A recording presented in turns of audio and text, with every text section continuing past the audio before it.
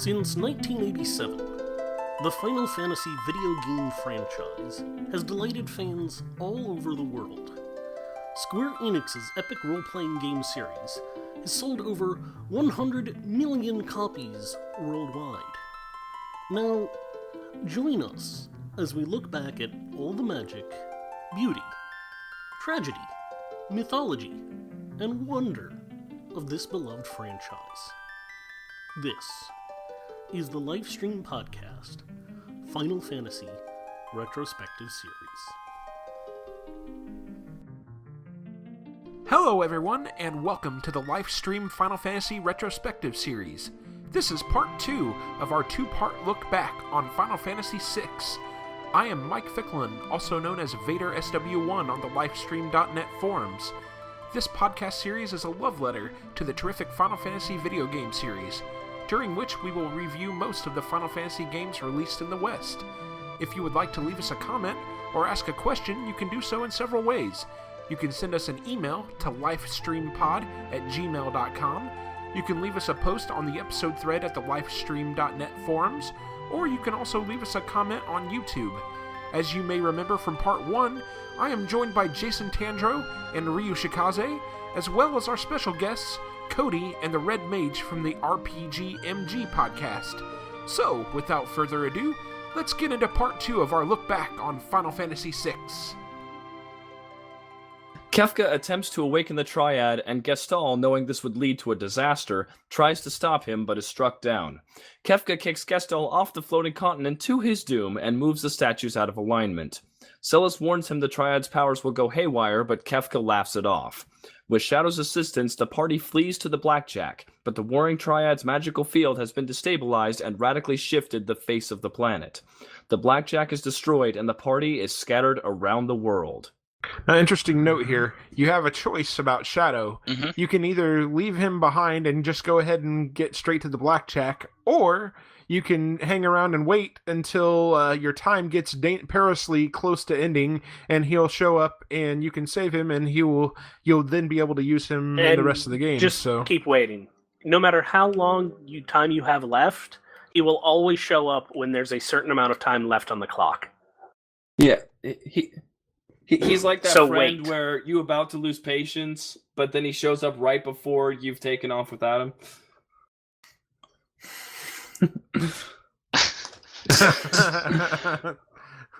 Hold on, I brought Funyuns. And then you just grab the bag of Funyuns, like, sit down, let's go.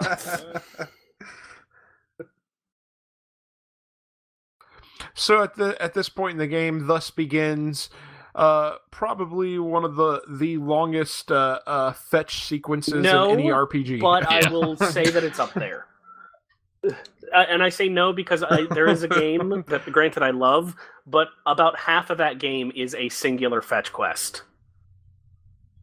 You travel halfway around the world to go find one person to haul them before a court. And everything that you do along the way, like you save lives, you stop a plot to, destroy a city, all in the thing of, all right, no, we gotta catch that bastard and get my friend's name cleared.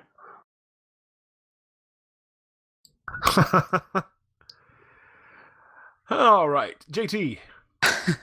Alrighty, and entering the world of Ruin, where things get awesome, and the music sucks on the overworld map.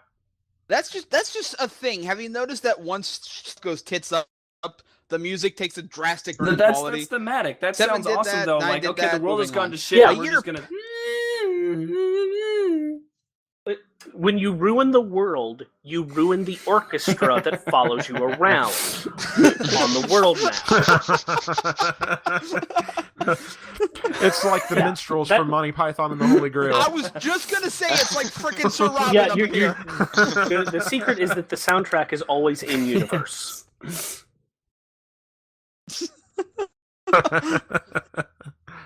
Okay, a year passes during which Kefka raises a tower of ruins over the former Vector and drains the Warring Triad of their power, becoming the god of magic.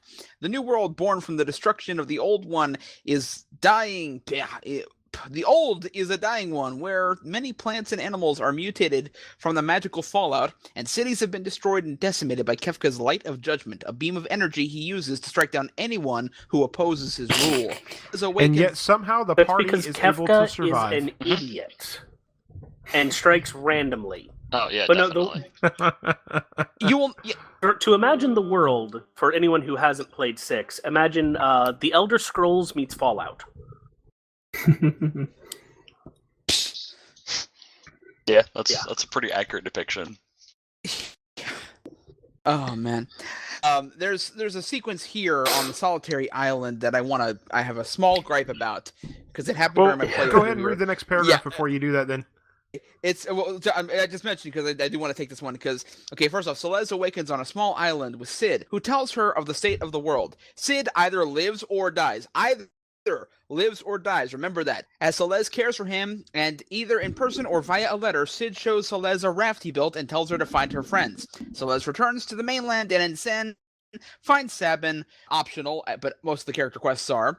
Confident the others have survived as well. To continue to Nicaea and find a man who resembles Edgar named Gerard, which is an anagram of Edgar, get it?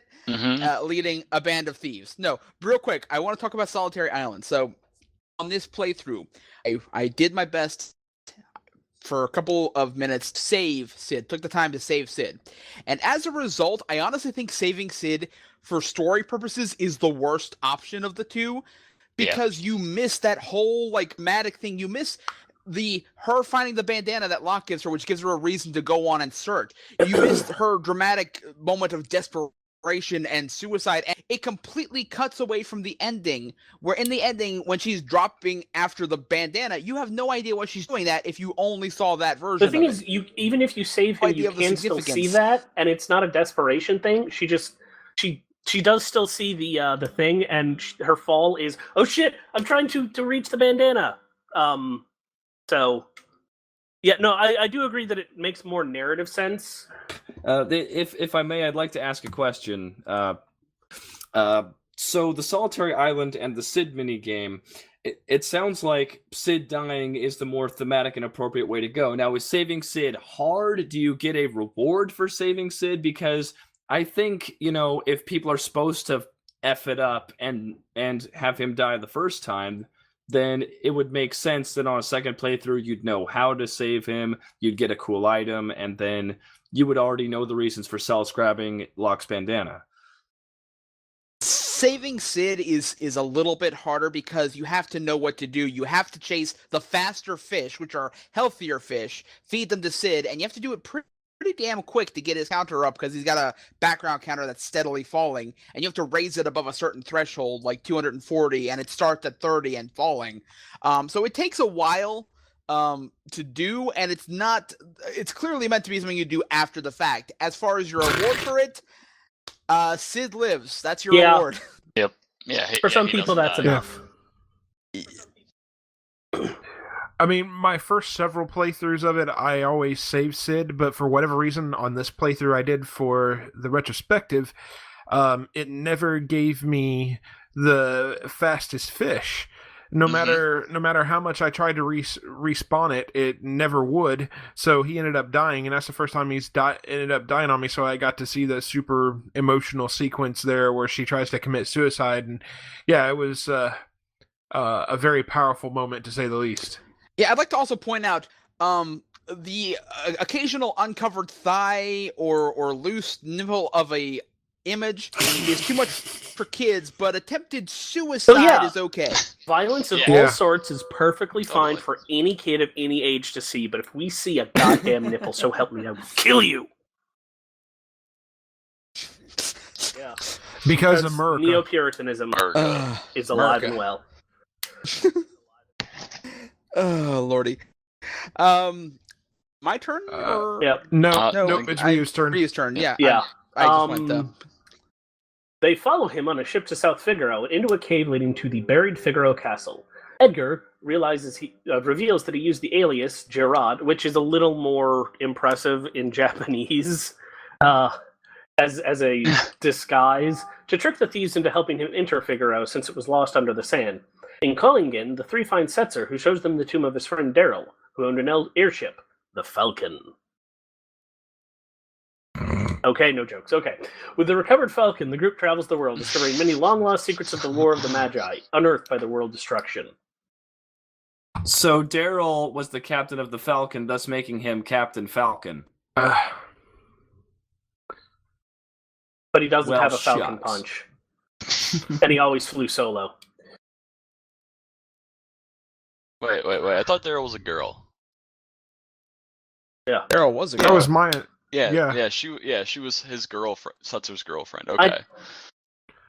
She's got a very masculine name. Insert mandatory Star Wars reference into Final We already Fantasy had that VI Biggs and here. Wedge. Yeah. As if Biggs and Wedge weren't enough. Falcon. Yeah. Right, because I've also got the Falcon in Yep, Final and the Fantasy Enterprise. 4. Isn't that what Edge names the? Yep, and the Enterprise both. And then the whale, which, isn't a reference. It's just awesome. Yeah. Yeah. It's a reference to Pinocchio, I guess. Edge is finally going to be a real boy. So maybe. Alright, okay. So in Mobliz, the group finds Terra taking care of the village children after their parents perish in the apocalypse. Though she does not wish to fight, she is forced to battle a monster, Humbaba, to protect the children, discovering her love for them. The group finds Kyan living in Mount Zozo, carrying on a long-distance romance with a young woman called Lola, who believes him to be her dead boyfriend. Man, he's just got the most heart-wrenching stories just over and over and over again. I forgot about that. He totally does. Strago, believing Realm is dead, has joined the cult of Kefka, while Realm is a painter working in Jador for Auser. Shadow, knowing nothing but fighting in his life. Oh, okay. I see how this is. Okay. Let me try that again. Shadow, knowing nothing but fighting in his life, battles in the Dragon's Neck Coliseum. So this actually paints broad strokes over some of the fetch quests that happen here. Yeah. The thing with Cayenne, he even goes so far as to start making custom flowers for Lola. Yep. So yeah, I mean he kind of takes that to extremes, but I find that whole thing bizarre, especially given the fact that if I recall correctly, he never actually comes out and tells her the truth, does he? He never gets around to it because he's found by the party. Yeah, because I think if you take him to, she's in Mobliz, right? If I remember right. And if you take him there, he doesn't say anything to her. Like the party tries to get him to say something, and he doesn't want to ruin her her fantasy that her boyfriend. He doesn't want her to go through the same pain that he went through. Right. Exactly. Yeah. And Go ahead. Go ahead. No, go ahead. I was just gonna clarify just for people listening. It's actually Miranda. Mobliz is the one with Terra. That's right. Just to be and that names. guy. Sorry. No, you're similar. fine. It's hard to tell. And in an even more bizarre move, Strago joins the cult of Kefka. I can imagine that's What the as an fuck? attempt to get close to him and It could strike go him either down. way, though, because with Strago, his granddaughter's dead, his kids are dead. What is he living for? Fuck it, I'm in the cult. Revenge. That's what all old men live for in Final Fantasies. I mean, look at I Tella. guess so. Shit. Look. What a way to live. It's true.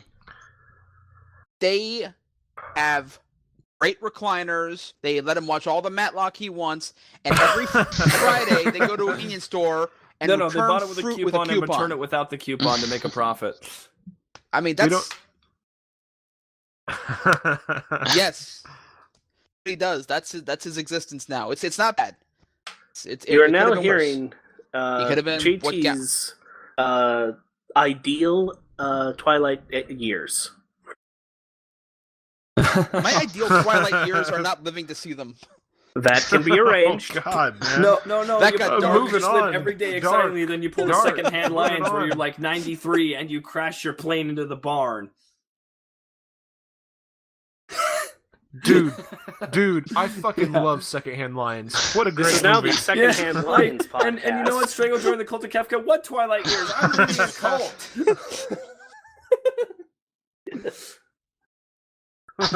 He's going to change it into the Church of the Atom. Moving on. Okay, moving on.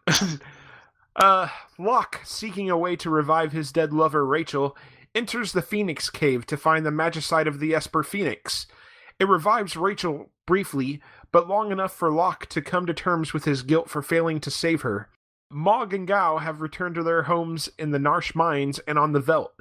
In the Narsh Mines, the Yeti Umaro can be recruited, and the Mime Gogo will join the party inside the Zone Eater on Triangle Island. With their ranks reassembled, the returners attack Kefka's tower, knowing that if they destroy the Warring Triad, magic will vanish from the world, leading them to wonder what will happen to Terra. At the summit, Kefka tells the party mortal lives are without meaning or significance, as ultimately everything people build is destroyed and nothing they do impacts the world. Side note here, if you get a chance, find the book Final Fantasy and Philosophy. There's a great chapter in it that talks all about Kefka's nihilism. It's a great read. The whole book is a great read, but that particular chapter is fascinating. Sorry, I didn't know such a book existed. Yeah, I didn't either. Oh, there's a whole series of pop culture thing and philosophy, Harry Potter and philosophy, South Park and philosophy. Look up, there's a copy for Final Fantasy, and it's all a bunch of essays about the combining stories of Final Fantasy and their philosophical impact or meaning. It's awesome. That's fucking amazing. I will definitely be looking that up. Yeah, for real. Cody. Okay. The party tells Kefka the bonding over day-to-day struggles gives people the will to live on in spite of the hardships. Kefka turns the light of judgment on the world before attacking the party. Upon confronting Kefka as the god of magic, he exclaims he'll destroy all dreams and hope before breaking down into hysterical laughter. Kefka is killed, and with him the essence of magic vanishes. The Esper's magicite remains dissolved, but Madeline tells Terra she can endure as a human if she has a strong emotional attachment to something in the world. With the last of her power, Terra leads the group out of the tower aboard the Falcon. She falls onto the main deck, and after regaining consciousness finds herself fully human due to her love for the children of Mobliz. The party flies across the world and witnesses the city's rebuilding. Terra steps to the bow of the Falcon and releases her ponytail to the wind, finally free to live and enjoy her life as she wishes. Which, I think this sequence right here at the end leads a lot of people to the debate over who the main protagonist of Final Fantasy VI is. Gal. Mm-hmm. Yeah. Umaro. I know the intent has always been that each character is supposed to be the protagonist of the game, but Terra's story seems to overpower most everybody else in the game. I completely agree. Speaking, first off, I have to comment on music because obviously I'm the music guy. I have to comment on it. Terra's character theme is the World of Balance old theme. Yes. That right there, it's the same as people arguing in 7 that the main theme of FF7 is really Cloud's theme. That already makes the character hugely important. Right. Plus, her struggle, the whole being part human, part monster, being not really belonging to either world, is a huge theme that all the characters sort of fit into. And obviously, beginning the game with her and ending the game with her, I'm sorry, they're the only other potential person who might have been considered a main character would have been Celeste, but she doesn't get nearly enough screen time. You could also say that Locke, maybe, because he's the one who, until he's sidelined for most of the world of Ruin, is the most prevalent in your parties. But no, he doesn't get the same amount of focus at all. I think Locke is kind of like the hell is the guy's name? Hold on. So who's seen Big Trouble in Little China? I know exactly what you're talking about. Yeah. Okay. Yeah. So what the hell is that actor's name? It's on the tip of my tongue. Are you thinking of Kurt Russell? He's the viewpoint character, but not the main character. Yeah, Locke is basically the Kurt Russell's character in Big Trouble in Little China.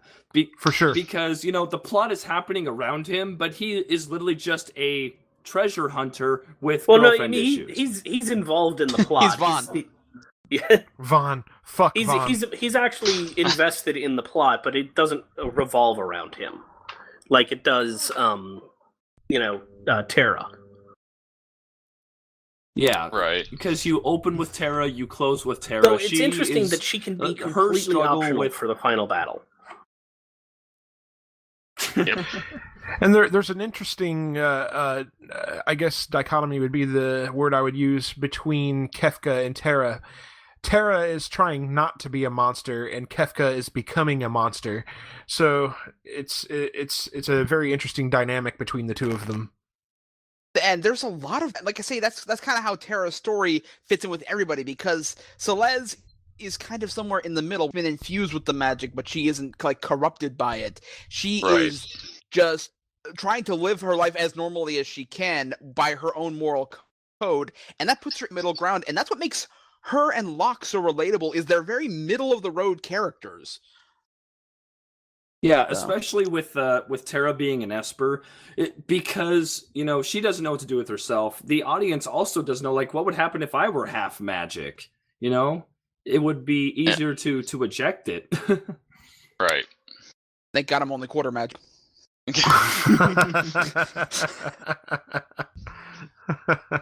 But yeah, usually the common thing that I've seen is just that Terra's the main character for the first half, Celis is the main character for the second half. But all in all, I mean, Terra arguably gets more screen time than Celeste does. It's hard to say because there's that huge period after Narsh where Terra's sleeping in Zozo. Where she's just not available at all, and then, of course, in the World of Ruin, you can, as we said, completely forego even getting her into your team. Yeah, the closer connection you have to the Empire, and especially the Espers, the more important you are in the plot of Final Fantasy VI. Like, I would almost put Edgar above Locke, simply because he basically, he has so much to do with the returners and helping them out. Right. And he's one of the three non-optional characters in the World of Ruin. Yeah. Whereas Sabin is literally like, I'm going to help my brother beat shit up. That is actually Sabin's philosophy. I don't want to rule, but I'm going to help my brother beat shit up.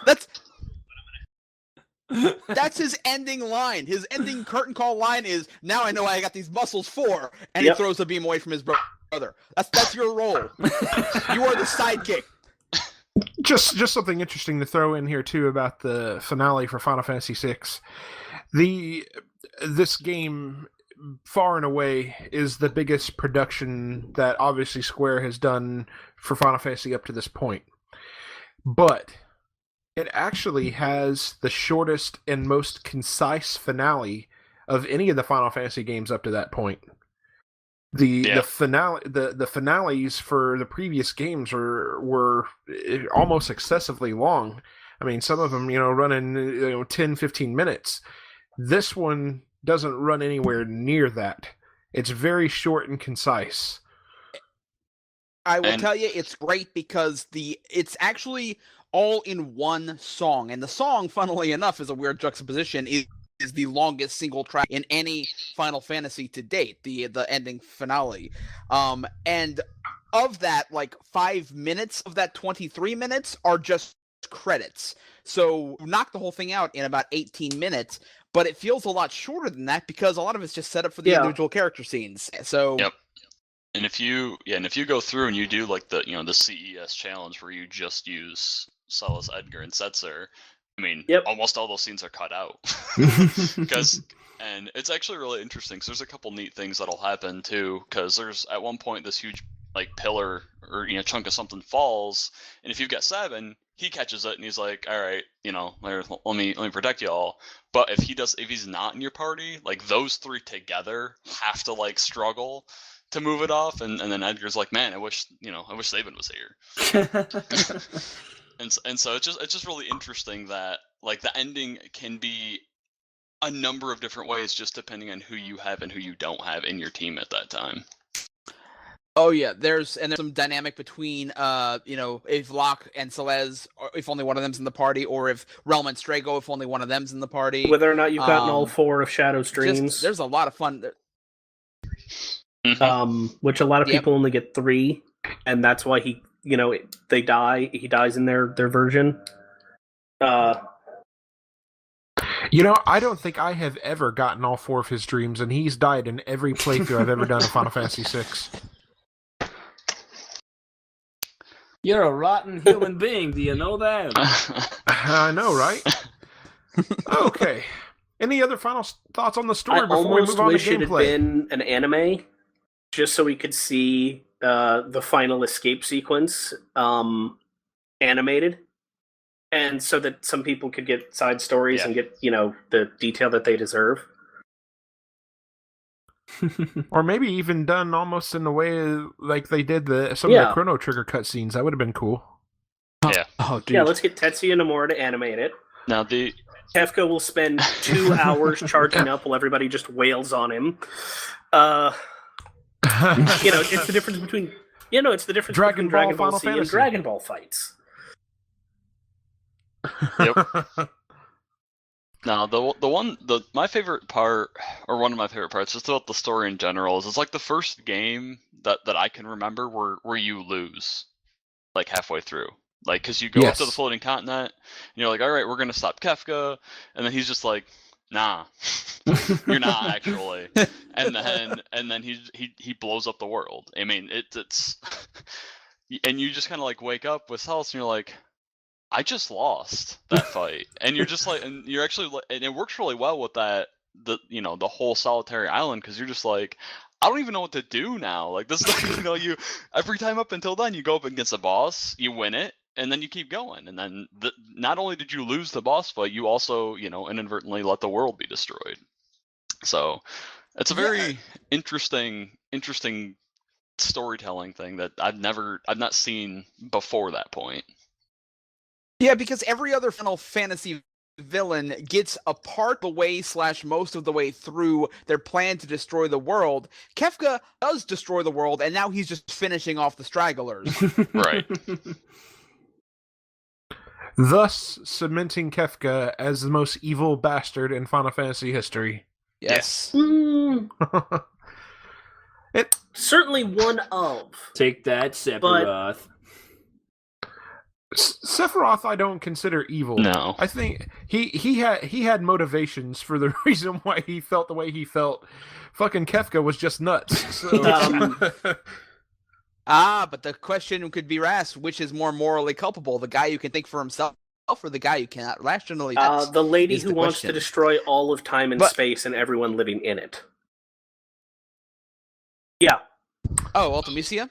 As terrible as she is as a proper villain, she definitely, I think, wins in the full-on evil category. Because her plan not only would kill everybody, but it would kill everybody whoever.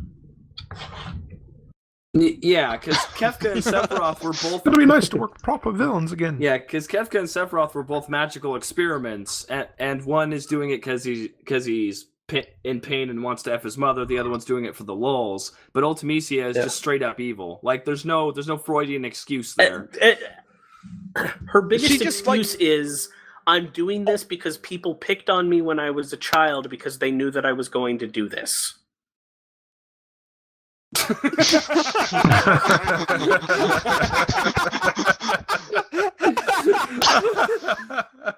That is the best explanation for Ultimisia I have ever heard. Yeah. I think someone Trez's head just exploded. Oh, look, she's gonna create a stable time loop. It's like that scene from the Chappelle Show with the dude's head exploding.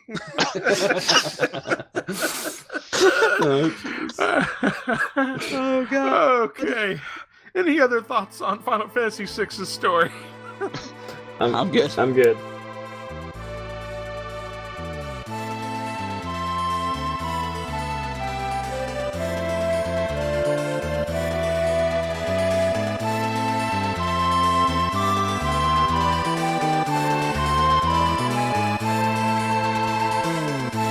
Alright, so we'll move on to gameplay next. As far as gameplay is concerned, I mean, it's your standard Final Fantasy fare up to this point, what you would expect as far as the ATB system is concerned. But it introduces using objects to learn magic from, or to be able to summon from. So the in this case espers, which you can see the logical step that Final Fantasy VII took with materia, and the illogical step from that 8 took. Yes. Yeah. Yeah, we'll stay away from 8 for the moment. Yeah. I have my own vitriol and hatred for 8, which will be shared on the future 8 retrospective, trust me. But 6 is, I really feel like the Magicite system, the Esper system, might be the single best learning tool aside from maybe the job system in any Final Fantasy. I mean, the materia system does it well also, but I feel like the Esper system is a bit easier and less grindy. Leaps and bounds less grindy than any other time they've done it, for sure. Yep. I think the Espers are probably the best way of your party learning magic and adding to the gameplay, simply because they do so much for the plot as well as the gameplay. Oh yeah. Yes. Exactly. Very lore friendly. Yeah, because they're go ahead. I was just gonna say they're just like materia, which is in its own way, but Magicite literally is exactly what it is in lore. It's, hey, this is the remains of a magical being. You're going to absorb its essence directly. And materia has a similar idea, but for some reason materia feels just the tiniest bit gear than Magicite. There's more nuance to it, which is a good thing in some ways, but also kind of distracting. I think mainly why that happens is because materia, you hear about them, sucking the energy out of the earth and whatever, and the process of materia is all very off screen. But with the Espers, it is a huge plot point, and you watch them turn into Magicite, and you actually talk with the Espers before and after the process. Right. Yeah, that's what I was gonna say. Is like the materia is like you go to a store and you buy it in a shop. It's just it's nothing. There's no intrinsic like emotional or any kind of value to it aside from just, oh, this is something I equip. But the materia are all living, or were rather living, breathing creatures that you saw and sometimes interacted with, and in some cases one of the main character's fathers that you utilize to do it. So there's just so much more to materia, or to Magicite, than there is to materia. Agreed. And again, I just from a sheer gameplay standpoint, I feel like I spend far less time learning spells from the Magicite than I do from materia. It seems like you get more ability points in Final Fantasy VI for your standard fights than you do in Final Fantasy VII.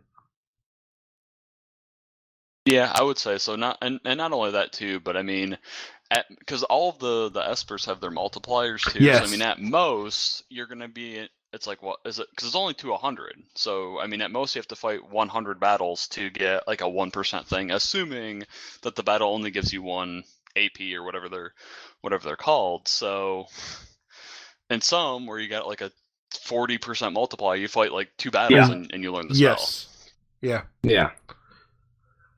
The actual fuck, I can't remember what I was going to say now. Never mind. I was going to get it also as part of the gameplay. I was going to mention again the in battle cutscenes and stuff, which was new to the series at that point in time. For that point in time, incredibly ingenuitive, I guess is what I'm trying to say. It was a great way of telling compelling story. Well, I mean, they'd had attempts to do scenes in battle before, but that was almost exclusively just dialogue and attack animations. Yep. Right. What exactly. this did was they figured out how to have different animations play and how to move the character sprites elsewhere to show them being much more animated. And they Right. also got enemies in on the sprite, which is, why there's Kefka in several battles. Specifically so he can interact with and taunt the party. Yes. Wait, he says. Do I look like a waiter? And then he runs away. Yeah, that's something that FF6 did really well. Is the sprite sheets for all the characters is so large. They emote so much. Mm-hmm. Yeah, I was actually going to get into that in art direction. Do we want to move on from gameplay and go to art direction here? Or are we? Anybody else got anything to say about I gameplay? could discuss all the glitches in gameplay. Oh yes, fuck. Yeah. Real quick about gameplay, I really liked how they tried to make a couple of the characters unique, especially with Edgar's machines. But then also Sabin is literally fighting game commands to execute his stuff. They tried to make the characters feel unique in gameplay. Yes. Not right. just yes. Yeah, right. Each character had their own individual ability, rather than have like the openness of the job system from Final Fantasy V. Each character had a set in stone, I guess you would call it a job, if you will. Strago was a blue mage, is that correct? Yep. Yeah. Blue magic. You had Gao, who almost had sort of like an enemy skills kind of thing going on. Which is what blue magic is, but he had a different version of it. Blue magic is, yeah. So they're both blue mages, and The essentially, thing is, Gao is a berserk blue mage. Realm is okay. She's unique. She's basically a mimic summoner. And okay. She also has, the very special power of being able to completely glitch the game and start save corruption, for better and for worse. Yes. Yeah, go ahead and get into some of the glitches, Ryu. This should be interesting. I'm looking forward to this. The most notable of all bugs is a well-known exploit, but I've got to discuss what causes that first. So, the evade stat does nothing. Literally, the evade is calculated in no way anywhere in the game. So, blind status does nothing. The only thing that it does at all is that it can keep Strago from learning new blue magic. That's it. Otherwise, you are just cruise control for cool. Anything that will have your hit rate does not. Anything that will raise your hit rate will not. So this is because anything that is attempting to refer to evasion for accuracy refers to magic evasion instead. This lets us understand what Vanish is doing. So what Vanish does is that it zeroes out, basically, somebody's magical evasion. And what that means is, because current accuracy for all physical attacks is an inverse of your magical evasion, they will always miss, but magic will always hit. So Doom, which has a ludicrously low stick rate, will always hit and always kill. Except a few things are in fact immune to Doom, but nothing is immune to X-Zone. So you can kill everything except, very few things are immune to X-Zone, but they forgot to do it for quite a lot of boss fights. A few bosses are immune to very few Vanish, of them, too, yes. though. There are some ways to get around that, but let's see. Then there's this again. I've mentioned the sketch bug. This is so. If you have Realm try to sketch something, and she either misses or hits what is called a difficult sketch, she can start affecting your inventory and your saves. You can fill your entire inventory with dirks and gem boxes, freeze the game, erase all your data, but the most common effects are graphical errors. Basically what happens is she attempts to sketch data that isn't there, such as if she sketches an invisible enemy or an enemy that has been defeated right before she sketches it, the game will attempt to parse the visual data, but getting a null set there will start searching for data and basically executing that to add the monster to your party. But since it's not a proper monster, it'll start affecting other bits of your code. So it's kind of like the missing no glitch in the sense that you're on a square that looks for encounter data but has no encounter data, so it uses the previous data that you had. And technically, yes, except in this case, it's using the next data that it can find. So because it's not finding data where it's expecting to, instead of having a default that it's going back to, with the missing no glitch, it's reading forwards. But it is essentially the same in that it is causing the game to read data that it is not normally intended to read in that fashion. Fair enough. There's, of course, what is known as the equip anything or the drill helmet glitch. Drill helmet. Oh yes. So anything that's not a relic, you can equip as a helmet under the right circumstances. So if you have nothing, if you've got everything except a helmet slot equipped on a character, and there is nothing that they can properly equip that is in your inventory, and you put, say, an item in the lower right of your inventory, the bottom right, like the drill, and you hit optimize, the item that's in the lower right will be equipped as a helmet. The drill is the best because, if I remember correctly, it literally maxes out your defense value. Oh, that's awesome. Now, did they think to put a defense value on the drill, or how did this come about?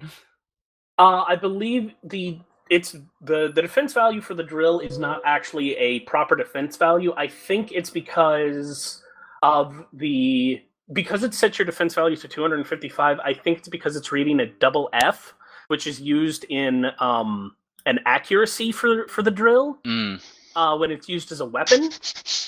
That's excellent. So, yeah, that's my hypothesis. Anyways, I don't know about the full code. I haven't gone to that depth of it yet.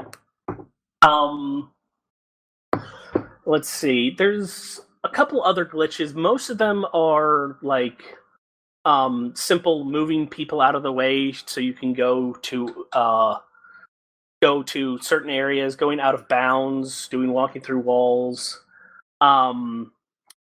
There's a lot of glitches you can do by without saving. Go from like the very beginning of the game. Go to the floating island. Leave the floating island. Come back to the floating island. Die. Load your game. You now have and you have to make a save right at the very beginning of the game. You have to make one save. But when you reload that save, you will have not only all of your levels and equipment that you already had, which is standard, but you will have an airship right outside of Narsh. Which you can get into and use to fly around the world once until you actually go and get the airship properly. So you can basically completely sequence break the game if you know where to go. But if you don't know where to go, you're going to land somewhere stupid and your airship disappears. Yeah, and you can lock yourself into being somewhere really stupid. But so what this can let you do is get people in your party who are never supposed to be in your party long term. For example... Like Kefka? No, not Kefka. You can try and get him into your party. I don't think he has any actual abilities, but specifically, you can get the two ghosts from the train. Oh, yeah. Okay. Who have a special ability. It's called Possession, and it will auto-kill any enemy that has a lowish hit rate, and it will remove the ghosts from your active party. Not from your party, but from your active party. This is important because if you can keep them in your party and avoid turning them into Realm and Strago, because that's another thing. For all of there's 14 characters. overall, and there's about double that you can play as overall the course of the game, so they reuse several of them. All of the Moogles at the very beginning are your eventual party members as far as the game is concerned. The ghosts, Kefka and Leo, also I think occupy the same spot in code, because they're never as on the screen as sprites at the same time. Bannon too. Or as character sprites, I should say. The time that they have fights, Kefka is a boss sprite. But so there's a very hilarious thing that you can do is that if you can keep any of the ghosts in your party and pick up Go-Go, you can take Go-Go into the final battle, and he can equip any ability that's in your party, even if it's not a normal one. So he can equip Possess. So you can possess Kefka and end the battle in one hit. Oh, that's awesome. Yeah. That's outstanding. Yeah, for sure. Could use that glitch in a speedrun. You probably could, but I think the speedruns go for different methods, because that one requires a bit of setup. Literally, you have to play through the entire first half of the game, and a lot of the speedruns that I've looked into are looking for ways to circumvent as much of that game as possible. The method that I've seen on Games Done Quick is there's an enemy ability that it's basically like Whirlwind in Pokemon, where it just whisks you all away. Yeah. So they find that ability and they make sure that Gao knows it, and they just whisk everything away. Is how they do it, and it's also how they beat Kefka too. Because Kefka is at very low percentages and be affected by that. Or either they do it to Kefka or they do it to the party. Because if I remember correctly, they kick someone out of the party using a different ability, then they whisk the party away, and the game goes, well, you ended the battle, but one of you was still alive, so you must have won. Great job. Yeah, there's a lot of interesting glitches there. Most of the glitches are not terribly interesting, like Swordless Runic. So there is the Psycho Cayenne bug. I like that one. Yeah. So it's Explain. The first one allows either Cayenne or Go-Go, because they can both use it to counter any physical attack by any target if you are both KO'd and then revived while in the Sky status, which is one of these states that you can be in after using his Bushido. I think it's the level 4 one. The other one is if you inflict him with Imp while in the status. He will counterattack with a standard physical while he's in... instead of using Sky as is normal, he will use a physical attack, and so the status never deactivates, because it's set to only deactivate after using the attack, but he can't use the attack while in Imp status, because Imp overrides all other things to make you only be able to attack. And so he just keeps attacking over and over and over and now, over again. Yeah, if you do both of these at the same time, it starts an infinite loop, because he's an Imp, the Sky status never wears off, and because he's revived after being KO'd, he basically attacks, then counterattacks his own attack with another attack on somebody else that he then counterattacks to keep going and going and going. And they technically fixed this in advance, but it still exists in another form. Yeah. Wow. It's amazing for all the greatness that Square achieved with Final Fantasy VI that there are so many damn programming glitches. It's just astounding. If you stuff so much stuff I was into gonna a say, box, with everything they put into the that game, start there's got to be a handful of things that, and none of them really take away from the game unless you go and look for them. The only one that's... Yeah, who's going to put Imp on their own party anyhow? Some people do. I'm not even joking. Some people actually think that... Because there is the imp set, which gets really stupidly powerful. That's true. If the whole set is equipped while you're an imp.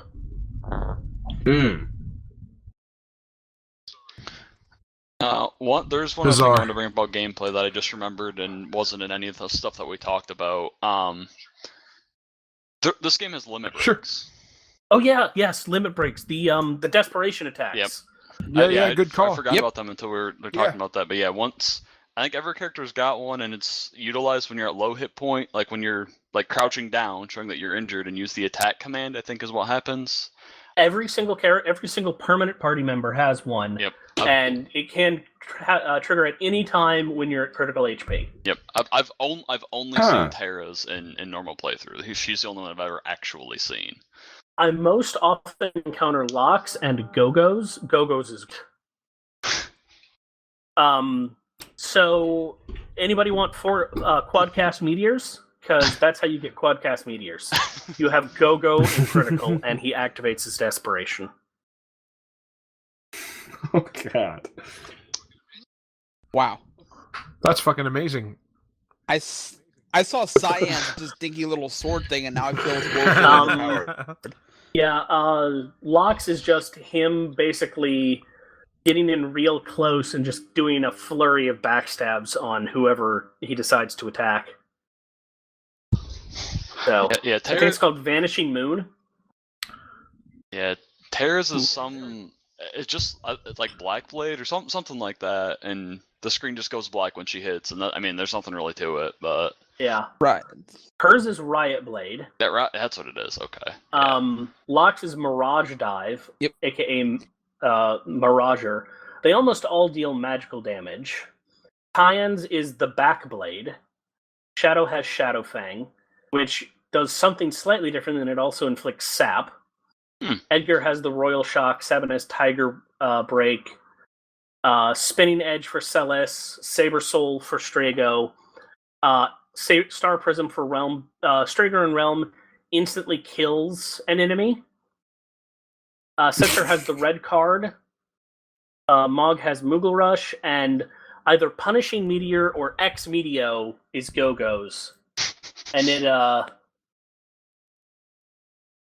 it basically just giant fuck all meteors just fly down and crush, I think, the entire enemy party. Yeah,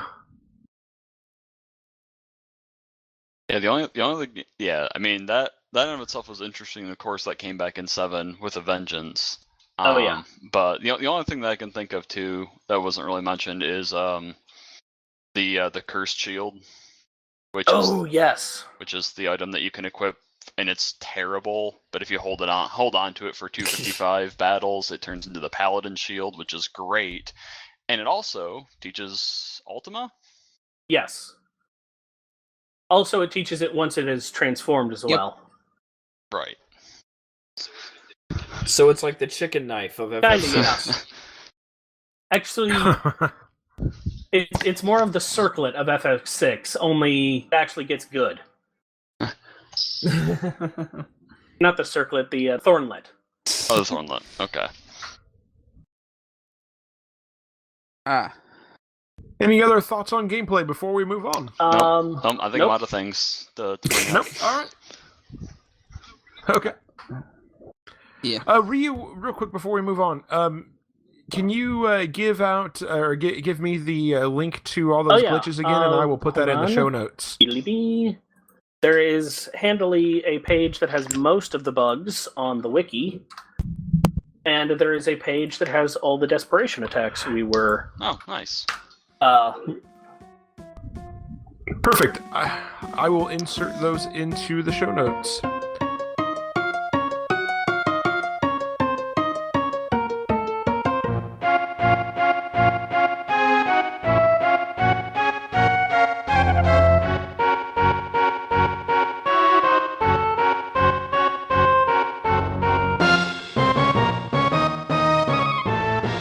Okay, moving into art direction then. And Red Mage actually started to get into this a bit. The sprite sheets were massive on this game. And it almost makes you wonder why they didn't try to do something like this sooner with a 4 or 5. Knowing full well that they could do it with 14 characters, why they didn't try to do it with a much smaller Because cast sometimes is you've beyond me. just done that much coke, and you think it's a good idea to do your most ambitious things ever in all things, including having the most characters with the most story and the most animations. I mean, to be fair, 4 had a lot of characters in it, just not a lot of permanent ones. I mean, even though it did have a lot of characters, and I'm not going to pretend it didn't have 14 permanent characters. That's true. Oh my god. Yeah, with the you guys were talking about the design process of FF6. I really think that it was kind of a passion for everyone because they all helped develop the characters, and because of that excitement transferred over into the design process. You know, it was under budget and on time, and you look at an anime like One Punch Man. This did not have the largest budget on the planet, but all the animators who are finally doing something that isn't disposable moe garbage were so excited to do it, they put out 110% anyway. Have you ever seen the manga for it? The digital manga? The guy who did that is so fucking amped for it that people have said it's the only anime in existence where you can't argue that the animation is better in the manga. Because he is animated, like he's drawn frame by frame of the fists just flying into people and destroying them. Yeah, I think when you get a team motivated and excited, you can get a lot of work out of them. You know, like with Animal Crossing, I guess with the 3DS versions, a lot of the people working on the game, even if they weren't the artists, they said, "Hey, I made a character. Can you put it in?" And then someone, makes it look nice and throws it in for them. Yeah. I mean, and from our background, Cody, with the RPG Maker crowd, we can kind of get behind that a lot easier because we kind of slave away at our own creation. So it's something that resonates a lot with me personally, just having that much amped up enthusiasm about something to be able to create a product and put it out there. It's not Coke, it's genuine enthusiasm, well, we swear. It was the early 90s. It was also Coke. Right.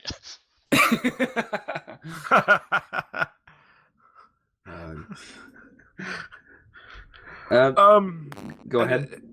Where it regards, I was just gonna say, where it regards town and dungeon design, these towns and dungeons for the 16-bit era, just gorgeous. Probably some of the most beautiful phenomenal town and dungeon designs. Some of the largest in towns Final too. Fantasy history. You could actually seriously believe that they are. Narsh is massive. Actual towns that people live in, as opposed to just, here's the set piece. Yeah, here's the weapon shop, the item shop, the armor shop, and the inn. It's a fully functional, large towns all around. Something I'd like to get into, and I may spurg about it, so I apologize. When Red Mage and I did our own FF retrospective for the RPG Maker General podcast. Cheap plug. I mean, I'll allow it. That's what we're here for. Cheap. Thank you so much. Thank you. I talked quite a bit about FF6's sense of depth. In every town, they tried their damnedest to make them seem 3D, even though it's all mapped on 2D tiles. This is where you're going to speak about the sideways stairs, isn't it? Oh yes, we're getting there. So with Narsh, you have a lot of foreground. You have things that the characters both walk under and over. There's a bridge that you at one point walk under and then walk over, adding some depth to the town. You have, as I said, over there, a lot of sideways stuff. You enter Narsh Cave from the side, I believe, or you exit it from the side. And normally, you're supposed to see people go with the north and south entrances to make them look better, but no, Square said we're gonna try sideways entrances and see how it works. They also did, as Red Mage said, sideways stairs, which is the greatest innovation in the 16-bit era since Mode 7. Because having to move diagonally adds so much depth, and you can now make towns that are stacked vertically and seem 3D because you don't need all this length for stairs occupying, most of the map. You can have it put sideways so you're actually kind of climbing and wandering, winding your way up through the city. Why does those We'll argue look about them stairs? stairs, But stairs. Yeah, but not just the up and down, bunch of rectangles kind of stairs with a big wall around it. No, you can have them, look. It can look like an actual staircase now. Yeah, and there's just so many little details about that in FF6 where they're trying to make themselves graphically above and beyond everything else that's come before. Even if it's subtle, even if most people don't notice it, you can still intrinsically get an idea of, man, this game is not like any other game out there. Yeah, I mean, it definitely was the most 3D looking Final Fantasy up to that point for sure. I mean, Square definitely went out of its way to beautify the game, I guess would be the best way I could describe it. Even down to some of the monster design. Oh yeah, the Ultima weapon is fucking fierce. He is fucking one of my fierce. Just things about the game. Just I don't know why, but Ultima Weapon, man, he's a cool guy, and I like him.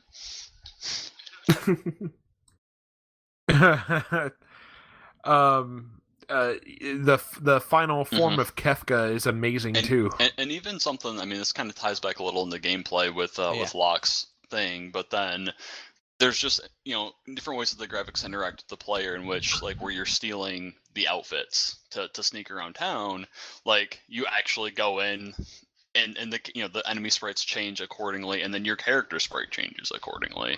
Yeah. Mm-hmm. Right. Yeah, the battle design was done great, because not only do you have that, but then you also have the in-battle cutscenes, which were expanded well beyond what they were doing with FF4 and FF5. But they also tried really hard to make a lot of motion happen at once. So you have times where there's sprites moving around and walking, but they're still talking. You have battles where you have moving backgrounds, but there's still dialogue and stuff going on. Like, I forgot exactly what the fight was, but you jump out of the airship, you're in free fall, and you're fighting things. Yep. Don't recall that specific fight. The IAF one. That was the IAF fight. Yep. And then, where you fight when you jump down the waterfall and you're fighting all the fish. Like, free fall fights are kind of a thing in Final Fantasy VI. Yeah, I just love all the little touches that they did in FF6 because it shows how much they cared. Yeah, it was their final hurrah to 2D to the 2D gaming world. I remember this was in the game trailers, featured in the game trailers retrospective prominently. Final Fantasy VI was, in all the work that they had done to make the character sprites more expressive and such, and just. It's astounding how much emotion they were able to push out of those character sprites in Final Fantasy VI. Everything from the finger wagging to the Terra dropping to her knees and stuff like that. Just it's astounding how much they were able to get out of it. Mm-hmm. Now, speaking on arcs, I mentioned this earlier, so I'll have to bring it back, because I am playing the iOS version of Final Fantasy VI right now. Alright, so... God love I'm going to be honest. Oh, man. I don't hate the graphics. They're definitely not as charming as the sprites, but they're so much bigger and so much more vibrant that they can fit so much more into all of the sprites. The graphics is the thing that I probably had the least problem with overall. The number one problem is the freaking controls. I almost lost to Welk in the very first boss battle because I kept trying to target the head and I kept hitting the shell and I was down 2 people and it was Biggs that carried me through. But yeah, no, the controls are awful. Holy absolutely fuck, man. awful. But as far as the graphics go, and so they're definitely not as charming as their counterparts in the in the 16-bit style, but they go a long way to really show a lot more expression and just a lot of stuff with the characters themselves. So I don't hate them. They're not as nice, but they do their job. I think for sure. I think the biggest complaints I've heard about the iOS graphically isn't the sprites. It's the fact that they spruced up the sprites, but they didn't bother to clean up any of the background stuff. So you've got these, more high def sprites set against the 16-bit backgrounds, and it just looks bad. That I can't deny. I mean, because they also touched up all the enemy sprites too, and so against the battle backgrounds, it also looks a little off, but. Yeah. If I may, if you guys could just take a look at this shot from Zone Eater's Belly, since it was brought up earlier and I had the article up. Just this one tiny room has so much detail. There's a spot where Terra's going to walk under the wall, so you only see the top of her head. You see different stuff on the ground. You see one part of the cave where you can't, on the right, you can't walk where that little section of outcropping is, but it's still there. It still adds to the depth. And then you look at the wall sprites have different kind of shading on them. It gets lighter as you go up. And there's a lot of different... there's actually a lot of different variation on the wall sprites themselves, so it's not obvious repeats. Right. And then Terra just looks really, really out of place. Yes. We got this nice clean sprite and then 16-bit backdrop. But the 16-bit backdrop actually looks more like it's cleaner than the sprite. Terra looks really blurry. As a result. So she looks like she's out of focus. Mm-hmm. Yeah. Her level of detail does not match the scenery. No, it definitely doesn't, and that's part of the problem. I mean, there's more... just because they're larger, there's more expressive, but at the same time, you lose out on the minutia detail, because they just kind of, her hair's all the same shade of green, except at the edges. Yeah. It's not quite the same. Yeah, there's no detailing going on her sprite at all. Middle school Photoshop shading going on there, and that's pretty much all that's there. We did one layer of cell animation. That's all we could do.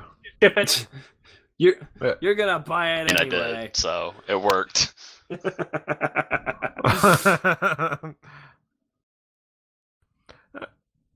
Speaking of backgrounds, I have to talk real quick about the nuke battle and the transformation that occurs, and you actually see thunder and lightning outside the window in the battle background as it transforms, which is freaking awesome. Mm-hmm. That's ambitious for that time. I don't know. What did you guys think of the design of the final dungeon? Gameplay-wise, it was awesome. The art design was kind of boring, to be honest. Yeah, I agree. I mean, we've gone from these really awesome, graphically designed, at least from a graphic design standpoint, final dungeons to a pretty bland final dungeon. I mean, I guess what makes it okay is the triple tag team element you've got going on to try to get through it. And I can see why they sort of went it's supposed to be the junk tower bland. made from bits that he scooped out, and I think they didn't want to just sort of redo what they did just the last game by having you wander through places that you've been through already, but having literal mishmash of places that you've been through. One area could be half bits of Zozo and half bits of Narsh, and you're going between them over pits and stuff. That might actually be a good compromise. And I think there's also a thematic reason to have it look kind of bland as well, because, I mean, obviously this is the center of the calamity of ruin, and you had in the world all this beautiful, beautiful, vivid life scenery, and then towards the end of the game, the dungeons are getting darker and creepier. It only makes sense that Kefka's tower, like you say, a drunk tower, so it makes sense. It just still feels like they needed to add like one original design element to make it really feel like it's a unique thing, and I think they missed the opportunity to do that. It's still freaking awesome though. The most exciting thing about the design from that final dungeon is Kefka. The three triads and then Kefka. Yeah, that whole fight was great. Yeah, in every respect. Any other comments on the design? Sideways stairs, best thing ever. Fight me. Nah, that's all I got.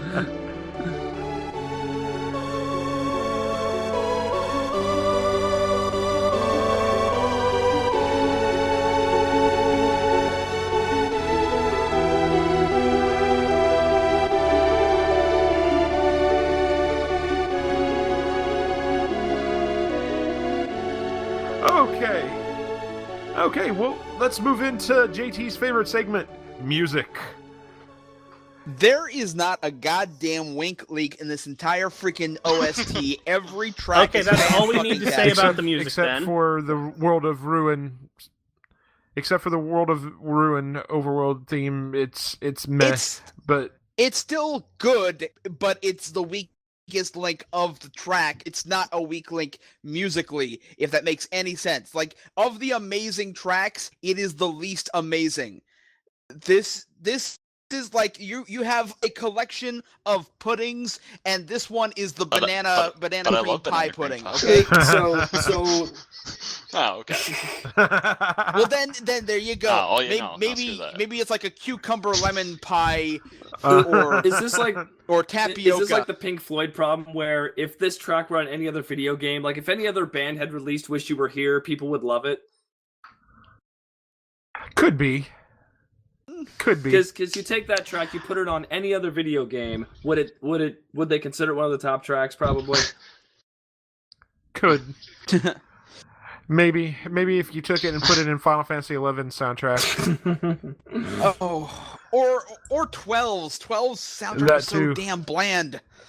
That too. Just you're in for an outstanding soundtrack when the game opens up with Omen. Yeah, it is. That fucking song is amazing. Mm-hmm. It's so well done.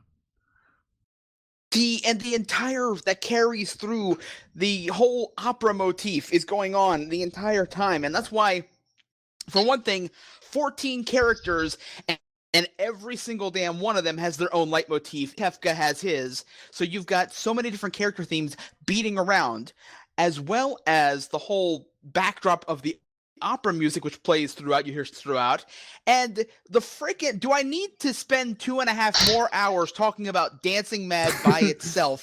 The freaking Baroque-inspired, straight-up toccata and fugue in D minor by Bach, and made it more awesome. I could spend, seriously, so much time talking about and we will not let you. That track. Dancing Mad is Other people so need good. to talk.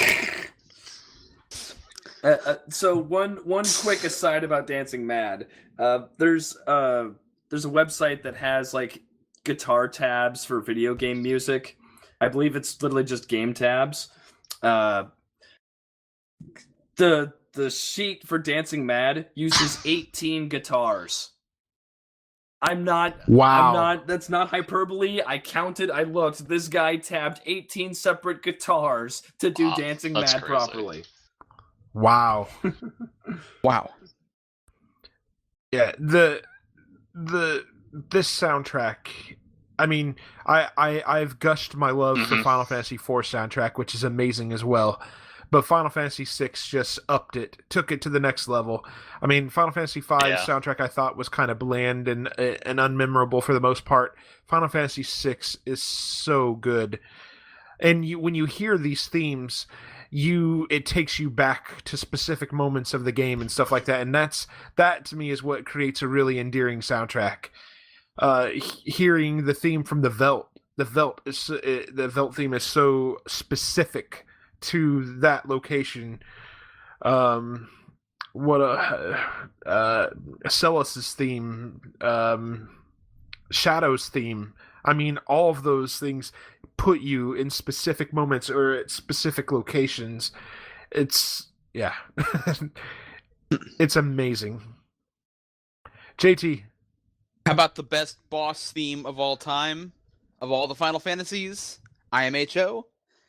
Dancing Mad is for sure my favorite of the Final Fantasy boss themes. Although, come to a close second, certainly comes from Final Fantasy VII with One Winged Angel. But the dancing, I meant normal. I meant the normal boss theme. Yeah, Decisive Battle. Yeah.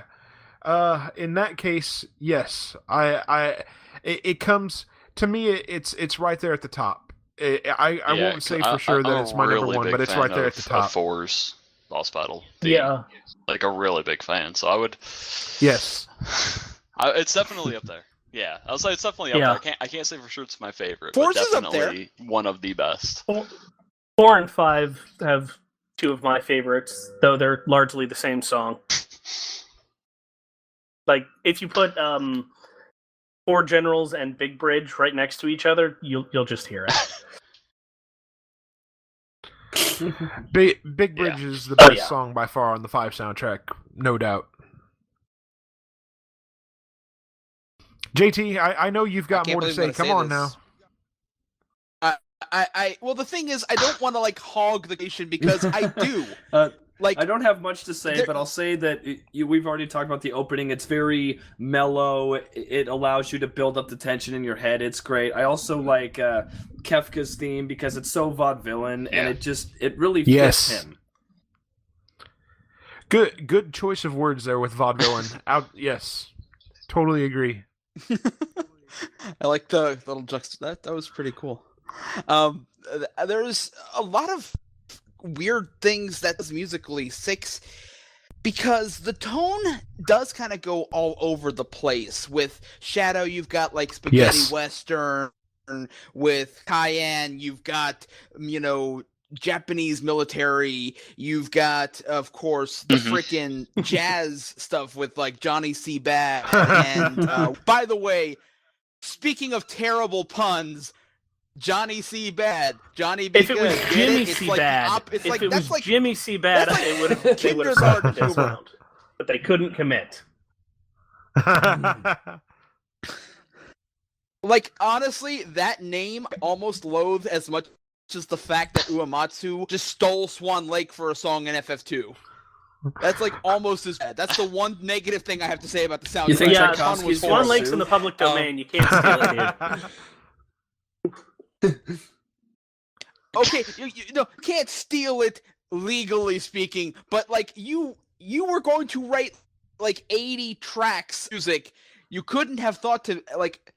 It's not like in 5 when he was just taking musical pieces as a joke for the piano lessons. Like he said, write a song for this one kind of decent part of the story, or Tchaikovsky did have. Yeah, I mean, and I think that's it's big of him to admit that somebody else had already done better.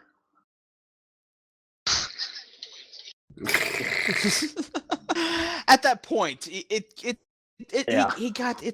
hadn't quite hit his style yet with but getting back to 6, obviously I have to talk about the opera and about how he never had any from what I understand, Uematsu didn't have any proper like musical training, right? Classical training, but clearly did his homework on this one. The structure of the opera musically fantastic, and it doesn't like, except for like the parts where it has to because it's a game, it doesn't really loop. The one part that loops is the part that you're wandering around the rafters in, and of course the grand finale. Everything else plays out in real time, and it goes into the different sections. And as you take your time through it, you're hearing the entire thing play out, and obviously you'll hear bits and pieces of those motifs later. When you're hearing the part towards the end of the wedding, that kind of plays around with Kefka's theme, which is kind of a juxtaposition of it that's honestly a little bit random, but I like it. You obviously have the Aria de Mezzo Carretera. Again, I suck at Italian. But that is like Celeste and Locke's love theme, and you hear it all the time. And my personal favorite track of that entire opera, it's a grand finale. It used to be grand finale as a kid, because who doesn't love that Ultros battle? But actually, for me, it's the first part of the wedding, when they're dancing and doing the waltz. It just has this it's hilariously ironic, because something horrible is about to happen, and they're just sitting around while this, wonderful little flighty music is playing, and Ultros is up there about to drop an angle on Celeste. Right. So, and then of course it gets very adventurous, and you're around fighting while it's going on, which is great. But yeah, I mean, seriously, I could gush on this for ages, but really, it's just the main thing is that the soundtrack was so well constructed. It had clear thought, and more than any other game, and I'm including 7, which is thematic as hell. X's soundtrack was so damn cohesive. Every piece really worked together well, and from what I understand, it took 2 years to make the soundtrack from 6, but less than a year to compose the soundtrack from 7. And when you listen to the tracks side by side, you can kind of hear that obviously just the opera by itself must have taken him fucking ages. I think you appreciate old games for the same reason I appreciate old games, especially with FF6, because every single tiny thing on that cartridge mattered, and it had to matter, because if it didn't matter, they could jettison it without a thought, because they needed all that space. But yes, exactly. Yeah, but literally everything on that cartridge had a purpose, and it was a strong purpose, because everything was fighting for every bit it could get. And I wonder, now that you mentioned that, it makes me think. I wonder how much of friendly competition amongst the staff is what drove the greatness of Final Fantasy VI, because Sakaguchi allowed all these different groups of people to create characters and create the stories that go with those characters, and then how much competition drove the greatness that became Final Fantasy VI. Because they're going to have, each person's trying to get their own one-upmanship piece into the story, but and they've got to make it as great as possible to make it in over somebody else's. So yeah, I could definitely see that. Mm-hmm. Yeah, I love Final Fantasy Legend 3, aka Saga 3, for roughly the same reasons, because nearly every byte is maxed out. They have 256 items and spells and skills and monsters. They went balls to the wall trying to make Saga 3, yeah. They did a similar thing later on with Romancing Saga 3 that is similarly packed to the utter brim in terms of what it can do. Though after Final Fantasy VI, Square got a lot better about being able to utilize the Super Nintendo carts. And so they got games that were no less packed, but were a bit more efficient in how they packed them in. What came for the Super Nintendo after 6? A couple of games, very, very few games, but Mana did, and Evermore specifically. Hell yeah. Love Secret of Evermore. Oh, okay. Yeah. Never played it before, but I've heard great things about it. The story is a little anemic, but the combat is so damn good. Mm-hmm.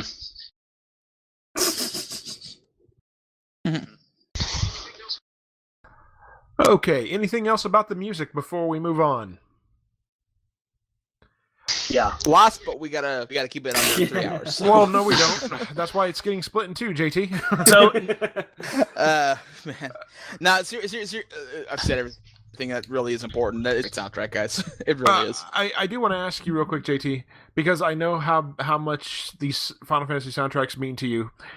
Where do you put Final Fantasy VI on your list of Final Fantasy soundtracks? Oh, number 1, definitely. Really?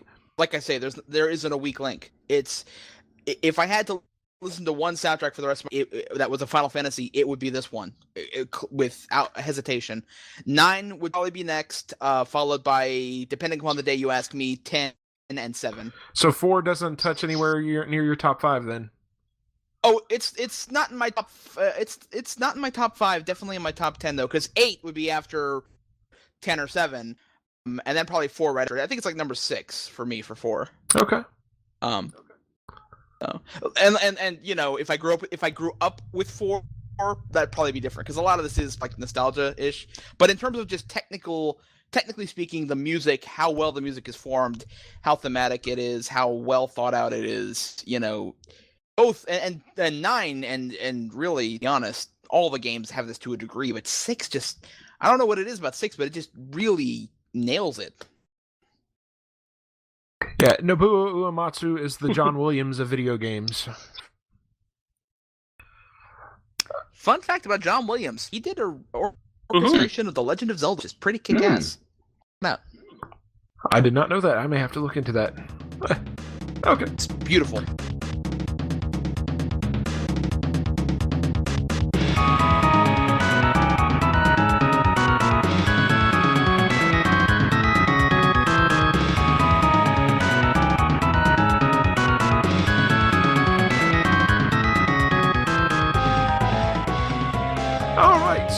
That'll move us into our rating section. And Cody and Red Mage, I don't know if you've listened to previous episodes of the Retrospective before, but basically what we do is we give a rating out of 5 stars, and you can also sum up your final thoughts on the game here at this point. So we'll go ahead and start with JT here, and I'll move us down in round robin style here. So JT, go ahead. Okay, well, I've always said from the beginning of this retrospective, and often in the pod I mentioned my personal favorite, which gets me a lot of hate, but I don't care. My personal favorite for nostalgia reasons, not regions, but that too, is Final Fantasy VIII, because there's something about it. I grew up with it. It was the second Final Fantasy I ever played. It was great. But in terms of sheer, objectively speaking, in terms of how good the gameplay is, great the story is, the music, the art, everything that comes together to make a Final Fantasy what it is, I've always said, objectively speaking, 6 is number 1. No, 6 is number question. 6. Number 1 is number 1. It's... Well, aren't you just your funny technical Yes, I am. That's why we have him, folks. He's the encyclopedia, but he is edutainment, buddy. But no, seriously, as far as how well a game is constructed, this, I think, honestly, is second to none. There are some new Final Fantasy projects that are pretty damn impressive for what they are, but none of them have reached the magic yet. I know they're trying real hard to recapture the magic with 15, with 7 remake. That's going to be amazing, I'm sure, even though they're breaking it into parts. But just of the golden era, this has to be the absolute peak.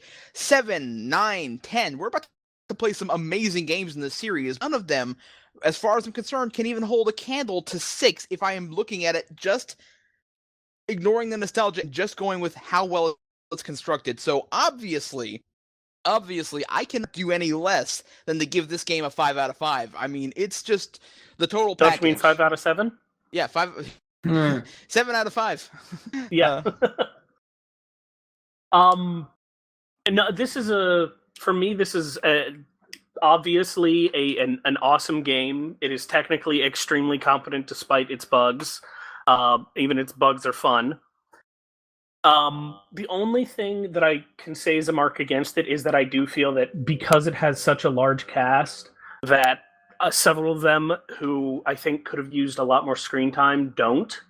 And so I'd actually be interesting to see if they made a remake of 6 that was split into segments so that you could actually get a better focus on all the characters. But yeah, like, I don't feel right giving it a perfect score, but I'm going to give it a 4.9 out of 5. Okay.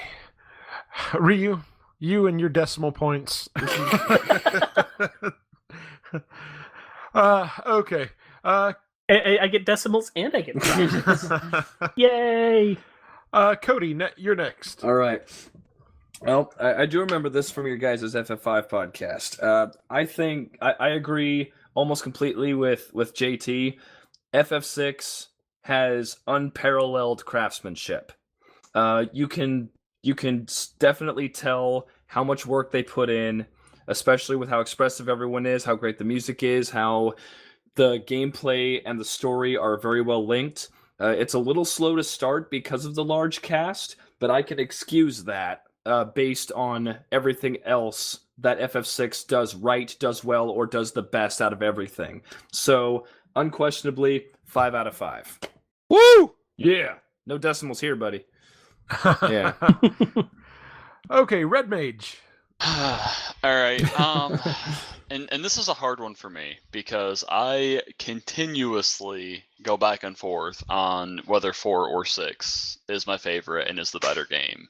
I grew up with both. I mean, I played 1, 2, and 3. So I mean, there's nostalgia talking, and then there's also just looking at the game and replaying them and seeing things again for the second time, and the third time, and the fourth time. It's really hard for me to say for sure, but I do definitely agree that the fact that they had such a large cast hampered them in some ways, because with a lot of it, there wasn't really any for example, like Yumaro, totally not even needed. Doesn't do anything for the game, doesn't bring anything to the table. He's there. Go-Go, while interesting, same deal. They don't add anything to the game. And for that, I gotta mark it down. Beyond that, the story itself, like I said, mentioned earlier, the fact that you lose halfway through the game is amazing. But the fact that there's all this extra fluff in there that really could have been used to stylize characters more, like instead of throwing Yumaro, let's find out more about Mog, or the Zone Eater, let's find out more about Setzer and Daryl. It could have been used for anything, but it was used for that, and I don't really think that really helped the game. So I'm gonna go with the lowest score with a 4.8. Wait, you just gave it an 8 out of 5? 4.8. 4.8. Oh, 4.8. Okay. Okay, so for me, I waffle back and forth about which one is my favorite Final Fantasy of all time between Final Fantasies 4, 6, and 7. Purely for nostalgia purposes, 4 is in that argument, though 4 is inferior to 6 and 7 in just about every way. More often than not, the argument is between 6 and 7.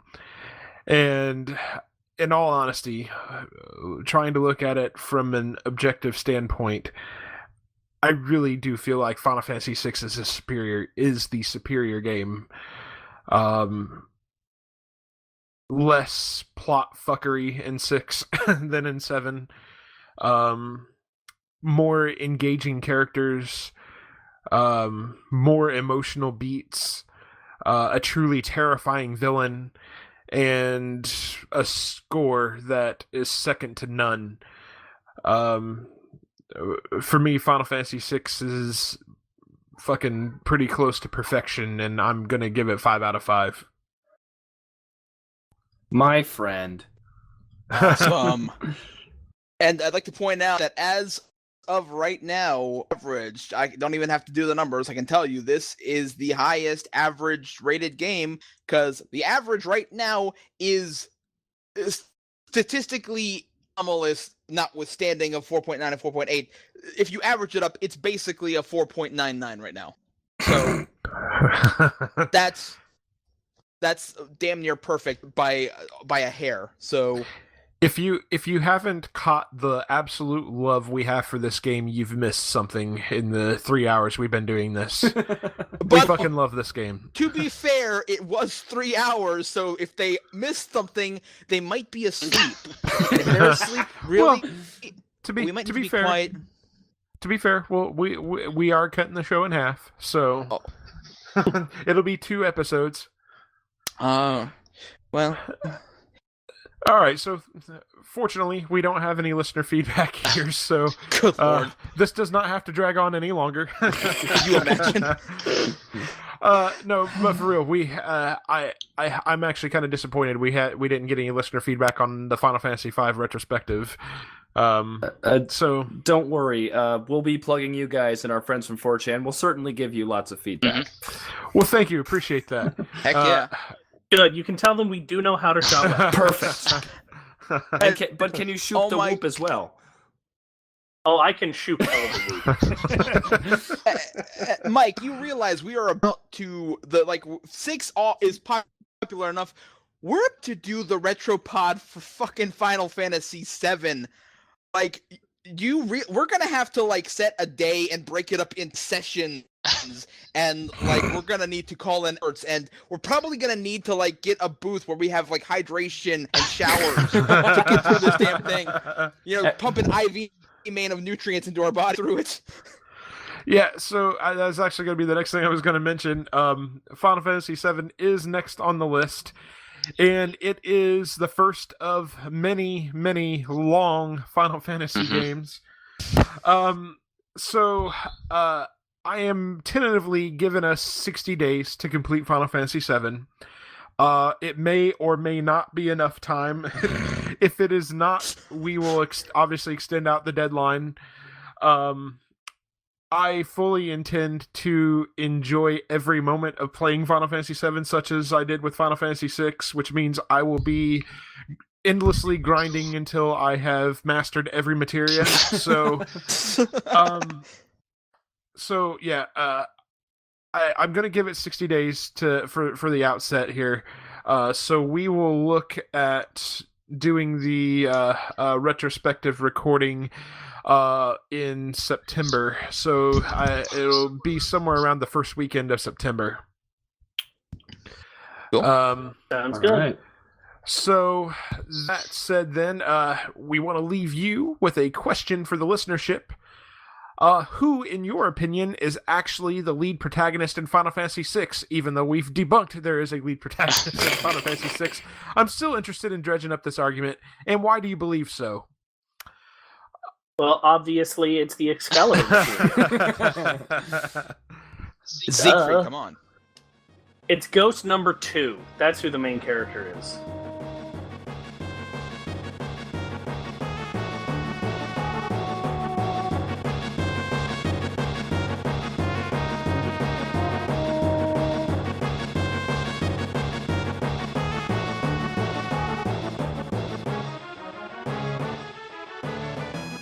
Before we close this out, I do want to give Cody and Red Mage a chance to plug their podcast. So please go ahead. You can, all right. You're the main guy, so go right ahead. Okay, and you can follow up if you want. So, the RPGMG, the RPGMGP, the RPGMG, fucking, so let me start over. So, our podcast is the RPG Maker General Podcast, or the RPGMGP. You can find it on my channel. It's called Defeat the Darkness, but the URL is youtube.com/user/253entertainment. It still should be coming out every other Wednesday. Red Mage is a frequent contributor. He's an attractive man, and he's very educated. We have a whole motley crew that comes on there and talks about RPG Maker game design. If you like hearing about game design and you like the occasional meme, please check us out. We'd love to have another listener. How can they contact you guys? Through our YouTube channel. My YouTube channel. Again, youtube.com/user/253entertainment. If you want to become part of our community, all you have to do is go to 4chan.org/VG/RPGMG. And usually the RPG Maker General is tagged with RPGMG, so it's very easy to find. If there isn't a thread at the moment, wait about 8 hours. Somebody will make one, and then you can talk to us from there. If you haven't dealt with 4chan before, it's largely anonymous. We don't do any kind of reputation kind of stuff. So if you have a very stupid question, you'll usually get a nice answer, or we're pretty easygoing around there. Yeah, it's a nice place to. Oh yeah, I was gonna say no. We're definitely one of the more tamer generals and just places in all of 4chan to begin with. So you will not encounter that much people that are rude and that sort of thing. Every once in a while. So can we expect that you gentlemen will be registering on the live stream then? I'll be checking it out for sure. Yeah, I've been, like I said, poking around it here and there. Excellent. Beforehand. I didn't realize y'all had a podcast, so I'll probably be putting my name in for registration. Right on. So that said then, we do want to hear from you, so send your questions and feedback to us at lifestreampod@gmail.com. You can also reply to the episode posts each week on the lifestream.net forums. Please leave us feedback on iTunes, and we will do our best to read your questions, comments, and feedback on the air. And I do want to pass my thanks to Cody and the Red Mage for joining us today. Thank you guys very much. Not a Appreciate problem. it. Pleasure to be here. Thank you so much. For real. It's been fun chatting with you guys. You're welcome. And we'd like to thank you all again for listening to the Lifestream Final Fantasy Retrospective series. Take care and always protect the crystals. Son of a